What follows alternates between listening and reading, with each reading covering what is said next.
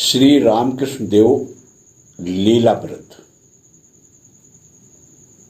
ओम स्थापकाय च धर्मस्य सर्वधर्मस्वरूपिणे अवतार वरिष्ठाय रामकृष्णाय ते नमः। जय ठाकुर, जय माँ। ओम शिव शिव शिव। वैष्णव चरण और गौरी पंडित का वृतांत। वैष्णव चरण ने श्री रामकृष्ण देव के बारे में जो मत प्रकट किया वह निरर्थक या ऐसे ही कहा हुआ कदापि नहीं था। इसका प्रत्यक्ष प्रमाण यह है कि उस दिन से श्री रामकृष्ण देव पर उनकी श्रद्धा और भक्ति उत्तरोत्तर बढ़ती ही चली। श्री रामकृष्ण देव के सत्संग का लाभ उठाने के लिए वे बारंबार दक्षिणेश्वर आने लगे। अपनी सब गुप्त साधनाओं का वृतांत श्री रामकृष्ण देव को बतलाकर उनके संबंध में उनका कथन सुनने लगे और अपने ही समान अपनी पहचान के अन्य साधकों को भी श्री रामकृष्ण देव के दिव्य सत्संग का लाभ उठाने के लिए बीच बीच में उनके पास लाने लगे। श्री रामकृष्ण देव को भी उनकी संगति से गुप्त साधनाओं की जानकारी प्राप्त हुई।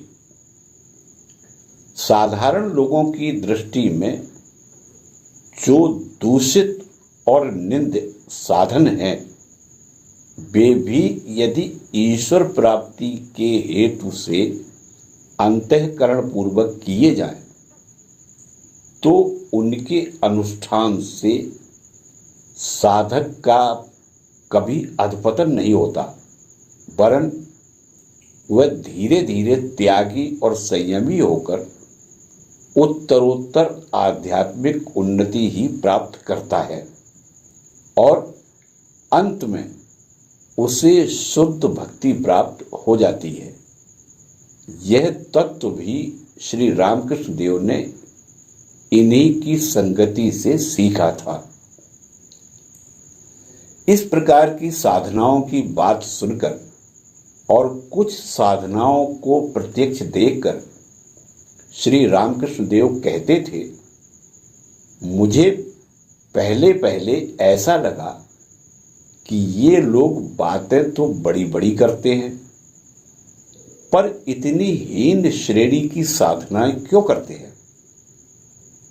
परंतु इनमें जो यथार्थ श्रद्धावान थे, उनकी प्रत्यक्ष आध्यात्मिक उन्नति होते देखकर उनके मन का संशय दूर हो गया।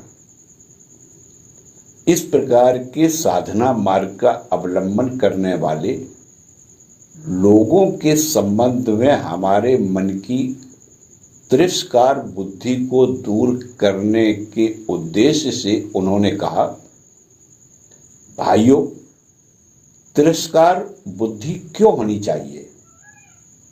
ऐसा ही क्यों न समझो कि वह भी एक पथ है। क्या घर में जाने के लिए कई भिन्न भिन्न मार्ग नहीं होते। बड़ा दरवाजा, पीछे का दरवाजा, खिड़की, पाखाना साफ करने वाले भंगी के लिए एक अलग दरवाजा। इसी प्रकार ऐसी साधनाओं को भी उसी प्रकार का एक दरवाजा जानो। घर में किसी भी मार्ग से भीतर जाओ, पर सब पहुंचोगे एक ही स्थान पर। तब फिर यह कहकर कि ये लोग ऐसे हैं वैसे हैं, उनका तिरस्कार करना चाहिए या कि उनके साथ मिलजुल कर रहना चाहिए।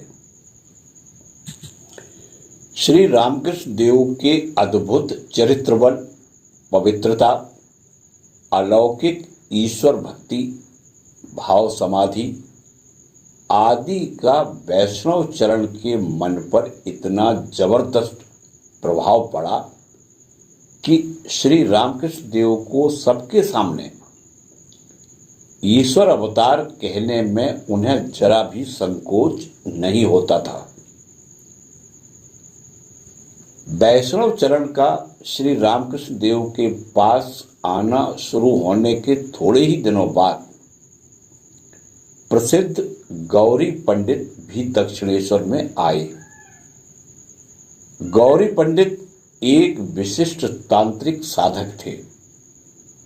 उनके दक्षिणेश्वर के काली मंदिर में पहुंचने के समय ही एक मजेदार घटना हुई।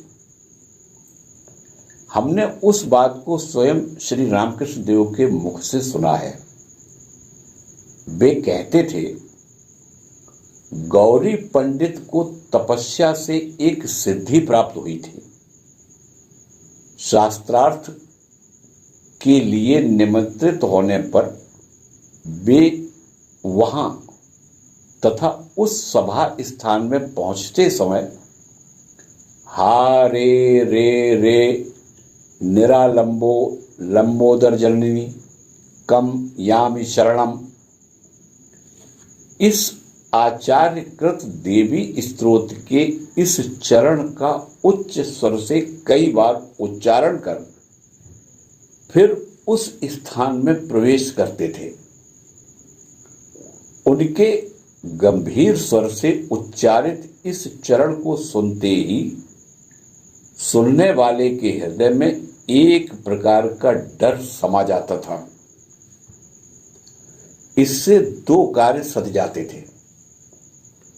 एक तो इस चरण की आवृत्ति करने से गौरी पंडित की खुद की आंतरिक शक्ति अच्छी तरह से जागृत हो जाती थी और दूसरे इससे उनके प्रतिस्पर्धी भ्रम में पड़ जाते थे और उनका बल नष्ट हो जाता था। जब गौरी पंडित इस चरण की गर्जना करते हुए पहलवानों के समान बाहुदंडों को ठोकते हुए सभा स्थान में प्रवेश कर वही वीरासन जमाकर बैठ जाते, तब उन्हें शास्त्रार्थ में कोई भी नहीं जीत सकता था। गौरी की इस सिद्धि के विषय में श्री रामकृष्ण देव को कुछ भी नहीं मालूम था। ज्यों ही हा रे रे चरण कहते हुए गौरी ने काली मंदिर में प्रवेश किया, त्यों ही श्री रामकृष्ण देव को भी न जाने कैसी स्फूर्ति हुई कि वे भी इसी चरण को गौरी की अपेक्षा और जोर से कहने लगे। यह सुनकर गौरी ने और अधिक उच्च स्वर निकाला। उसे सुनकर श्री रामकृष्ण देव उससे भी बढ़ चले। इस तरह 3-4 बार हुआ। इस कोलाहल को सुनकर कोई कुछ भी समझ नहीं सका। सभी अपने अपने स्थानों में तटस्थ चित्रवत खड़े रहे। केवल काली मंदिर के पहरेदार हाथ में लाठी और डंडे लेकर दौड़ाए और आकर जब देखते हैं तो कोई खास बात नहीं है। श्री रामकृष्ण देव और उन आए हुए पंडित की स्पर्धा चल रही है। यह हाल देखकर हंसते हंसते सभी के पेट में दर्द होने लगा। बेचारे गौरी पंडित श्री रामकृष्ण देव से अधिक उच्च स्वर न निकाल सकने के कारण ठंडे पड़ गए और तब उन्होंने खिन्न मन से काली मंदिर में प्रवेश किया। अन्य लोग भी जहां तहां चले गए। श्री रामकृष्ण देव कहते थे, इसके बाद मुझे जगदम्बा ने दिखाया कि जिस सिद्धि के बल पर गौरी पंडित दूसरे का बल हरण करके अजेय बन जाता था, उसी सिद्धि का यहां इस प्रकार का पराभव हो जाने से उस बेचारे की वह सिद्धि ही नष्ट हो गई। माता ने उसी के कल्याण के लिए उसकी सिद्धि को अपनी ओर उंगली दिखाकर इस शरीर में आकृष्ट कर लिया। फिर सचमुच ही यह दिख पड़ा कि श्री रामकृष्ण देव पर गौरी पंडित की अधिकाधिक भक्ति बढ़ने लगी। ऊपर बता ही चुके हैं कि गौरी पंडित तांत्रिक साधक थे। श्री रामकृष्ण देव कहा करते थे कि प्रतिवर्ष दुर्गा पूजा के दिनों में गौरी पंडित इस प्रकार की पूजा सामग्री तैयार करते थे और अपनी पत्नी को वस्त्र अलंकार से भूषित कर उसे देव पूजा के आसन पर बिठाकर 3 दिन बड़े भक्ति भाव के साथ उसे जगदम्बा जानकर उसकी पूजा करते थे। जितनी भी स्त्री मूर्ति हों, उन सबको श्री जगदम्बा के भिन्न भिन्न रूप समझना चाहिए और यह भाव करना चाहिए कि उन सभी में जगत पालिनी आनंददायिनी जगन माता की शक्ति भरी हुई है। तंत्र शास्त्र की ऐसी शिक्षा होने के कारण मनुष्य को पवित्र भाव से स्त्री मात्र की पूजा ही करना उचित है। स्त्री मात्र में श्री जगन माता स्वयं विद्यमान है। भूल कर भी सकाम भाव से स्त्री के शरीर की ओर देखना प्रत्यक्ष जगन माता की अवज्ञा करने के समान है। यच्चावत स्त्री मात्र की ओर देवी भाव से देखने वाले महापुरुष इस संसार में कितने होंगे। गौरी पंडित की एक और सिद्धि की बात श्री रामकृष्ण देव बताया करते थे। विशिष्ट तांत्रिक साधक श्री जगन माता की नित्य पूजा के उपरांत होम किया करते हैं। गौरी पंडित भी कभी कभी होम करते थे, पर उनके होम करने की विधि अद्भुत थी। अन्य लोग जैसे जमीन पर मिट्टी की वेदी बनाकर उस पर समिधा रचकर अग्नि जलाते हैं और तब उसमें आहुति देते हैं। गौरी पंडित वैसा नहीं करते थे। वे अपना बायां हाथ आगे बढ़ाकर उसी पर एक ही समय में मन भर लकड़ी रचकर उसे जलाते थे और उस अग्नि में अपने दाहिने हाथ से आहुति डालते थे।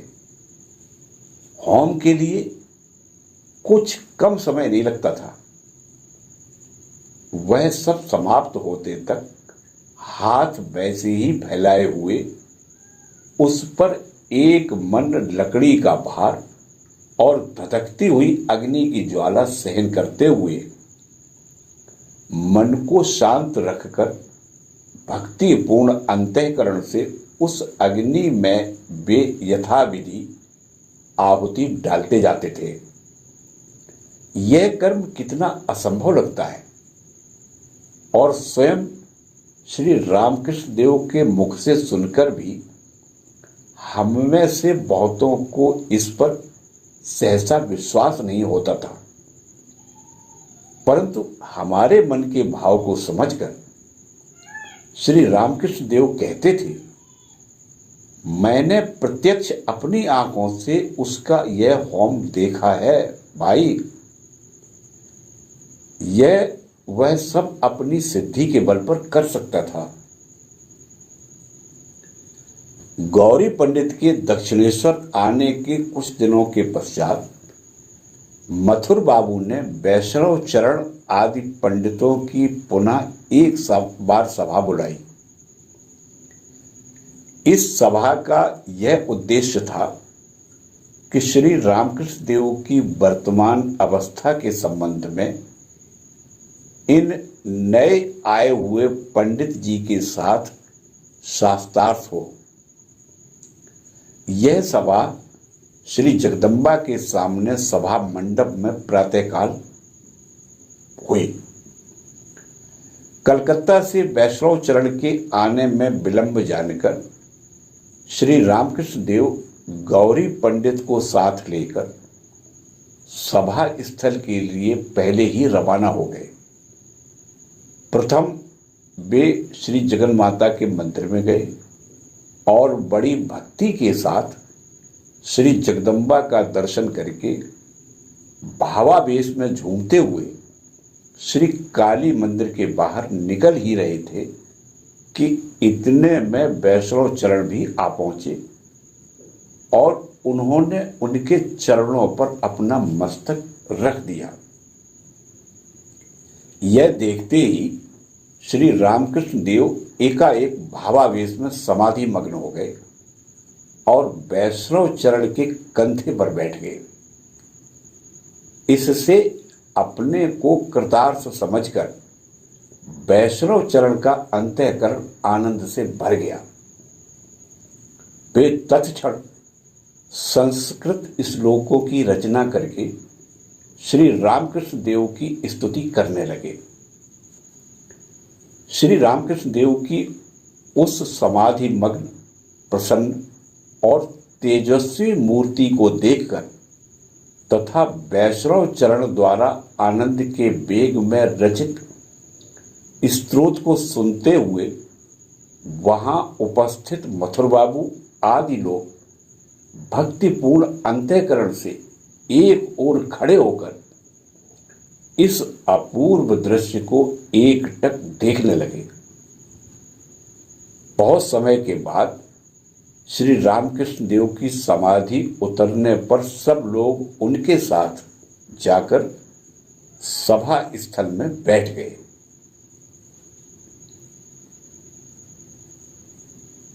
कुछ समय के बाद सभा का कार्य आरंभ हुआ, परंतु गौरी पंडित उसके पहले ही बोल उठे। वैष्णव चरण पर अभी ही इन्होंने कृपा की है, इसलिए आज मैं इनसे शास्त्रार्थ नहीं करना चाहता। यदि मैं आज इनसे वाद विवाद करूंगा तो निसंदेह मेरी पराजय होगी।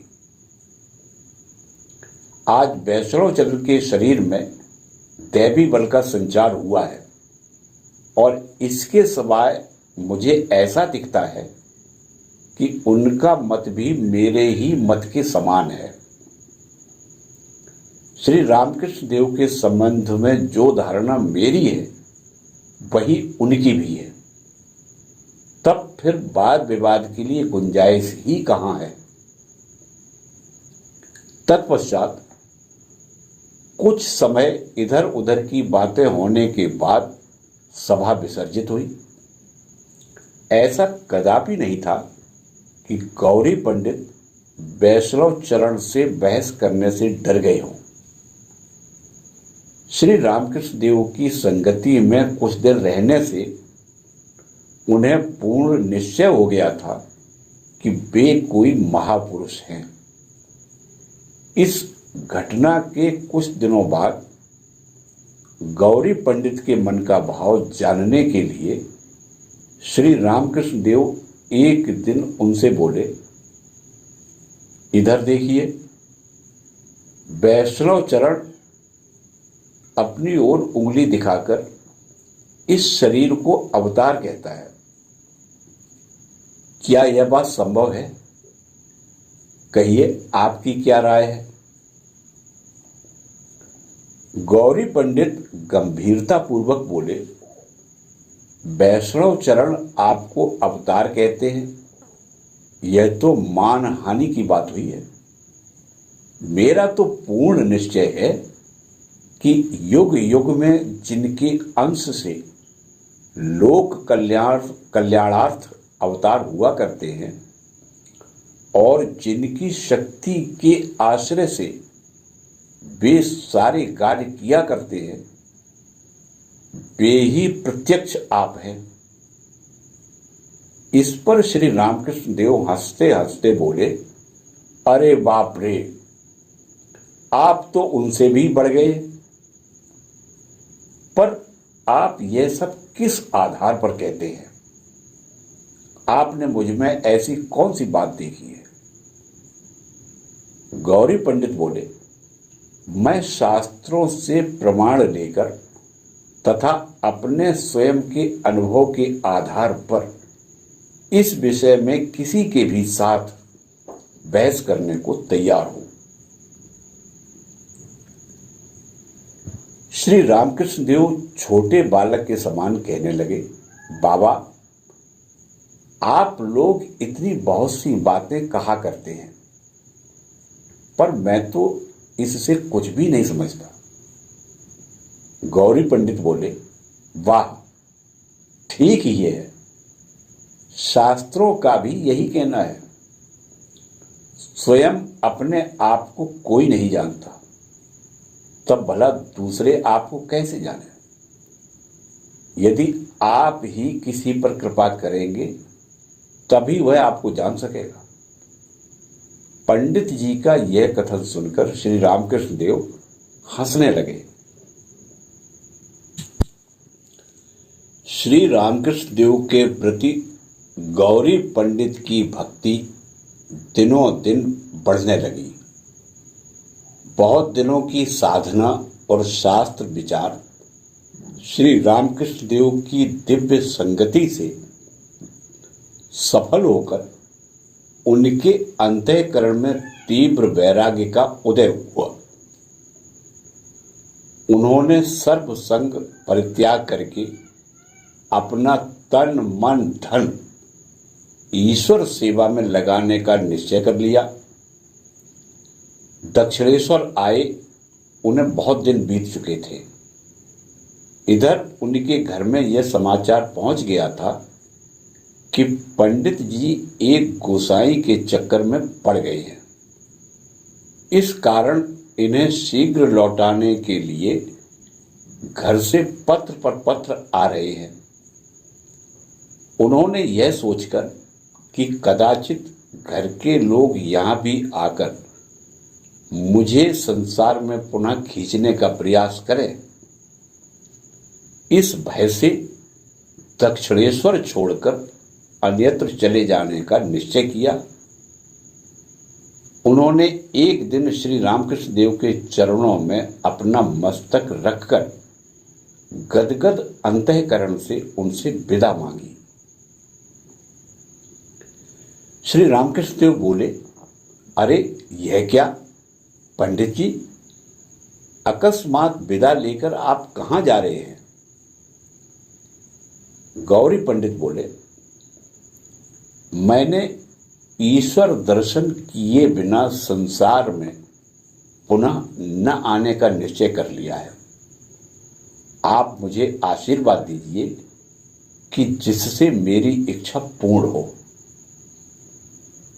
यह कहकर पंडित जी दक्षिणेश्वर से चल दिए, पर वे घर नहीं गए और वे कहां गए इसका पता किसी को कभी भी नहीं लगा। जय ठाकुर, जय मां।